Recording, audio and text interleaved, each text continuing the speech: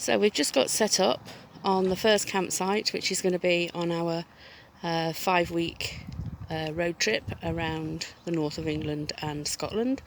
We've just arrived at a campsite, the Riverside Campsite in Cononley, on the edge of the Yorkshire Dales. We're here for 6 nights, so we've just got everything set up, and I just wanted to make a little film just to show you our setup. So this is Bertha. She's a Ford Transit converted to a campervan by JC Leisure. Got all our outside space organised, including the bunting that I made the other day.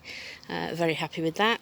And our windbreak, yeah, I know it's VW campervans, and she's not a VW, but I just liked it, so that's why we've got that.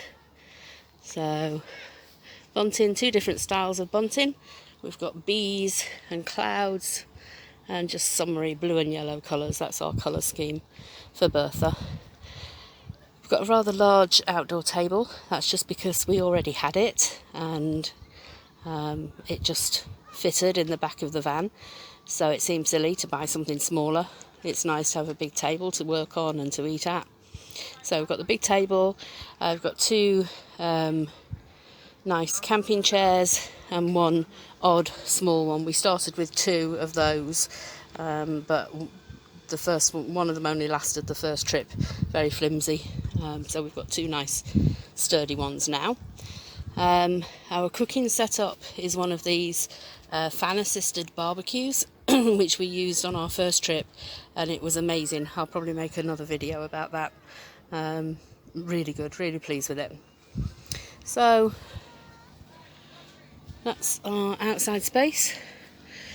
The humming that you can hear there is okay, a bit of an extravagance, but I love it. It's an ice making machine, and even though we're camping, still like ice in my gin and tonic. So then let me show you inside. So this is the living area that converts to the sleeping area.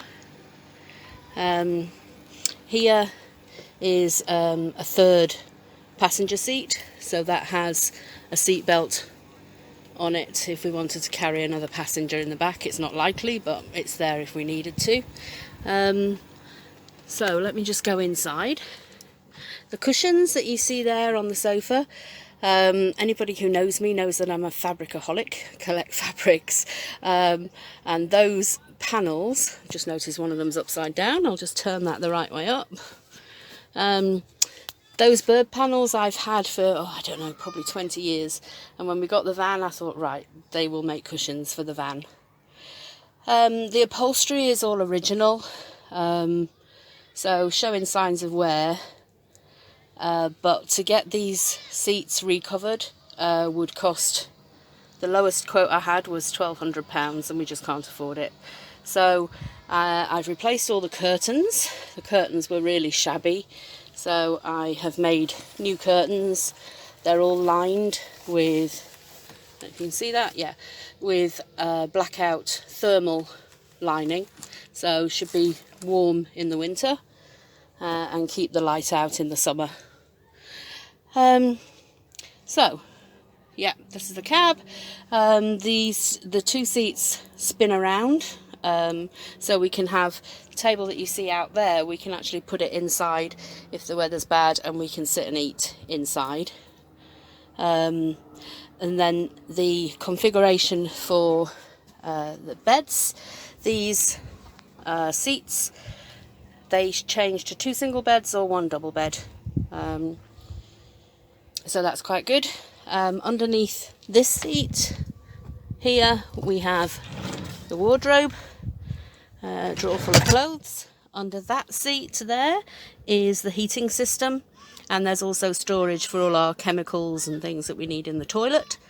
2 power sockets down there. Under the seat, the 3rd seat, this one, is another nice big space which we're using for all our camera equipment and computer equipment, so that's handy to have that there. Up above you can see we have a TV. We wouldn't normally bother about a TV, but we already had this one, TV DVD player.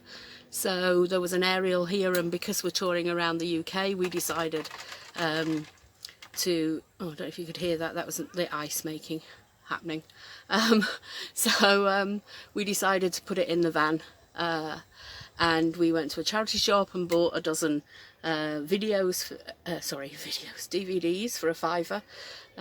So we'll watch those if we have some rainy evenings, and then once we've watched them, we'll just take them to another charity shop and change them for some more.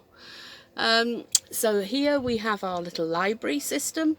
That wasn't there, we've added that. There was a headrest there for the third seat, but seeing as we didn't think we would need it, we changed it for that, which has all our guidebooks and what have you in there.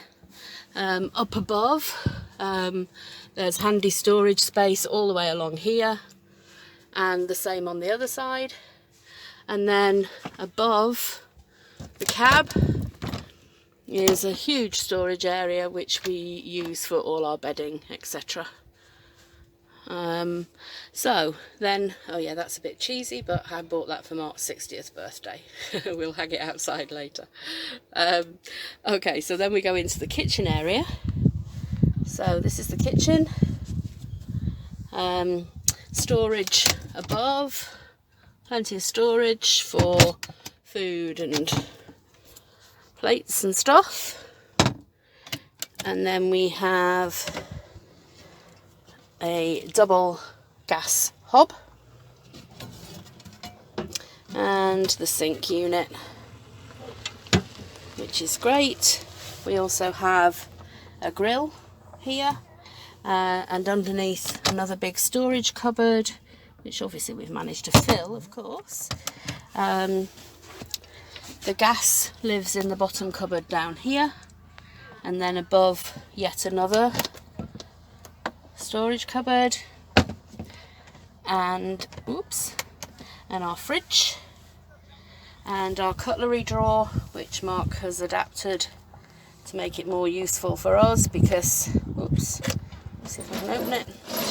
There was a lot of wasted space, so he's adapted a cutlery drawer that goes on top, and then all of our kitchen tools go underneath, so that's really handy. So that's that. So then above here is our control panel for all our heating and battery systems. And then along here, extra storage, always useful. And we've got plenty of these hooks around so we can hang up wet coats. Hopefully there won't be too many of those, but we can. And then here, if you can see this, we've got one of these click up tables, which is great because it gives us all this extra. If I go back a bit, you'll be able to see all this extra surface for when we're cooking. Wasn't my idea. I actually saw it on Very Hungry Nomads. If you don't follow them, you should. Marty and Rach, they're currently travelling across Australia in a campervan because their plans to visit every country in the world were thwarted by COVID, with I believe 10 or fewer countries to go. They're brilliant. They blog and post on social media. Just look for Very Hungry Nomads. So yeah, this was their idea, but it's brilliant and I'm glad I've copied. Okay, and then we come round to the toilet, which is in there. Very important that we had our own toilet. You know, as much as you can use facilities on site, I wanted my own facilities. So that's in there. And then up here is the wardrobe. Plenty of hanging space for all our stuff. And down there, yet another storage cupboard, which we filled with shoes and all kinds of other stuff. So yeah, there's plenty of storage space in here. It was really workable for us. Bertha, she's only short. She's a short wheelbase, so she's just under 5 meters long altogether. But the space just works for us really well. When we had a motorhome before, it was nearly 7 metres long, and it was just too big to manoeuvre around, too big to go anywhere, and so we chose to have a smaller vehicle this time, and so far so good. It's proving really good. So just our view from where we are now for the next 6 nights. A couple of other people across the way, and we've got brilliant views of the Yorkshire countryside. Oh, and there's Mark.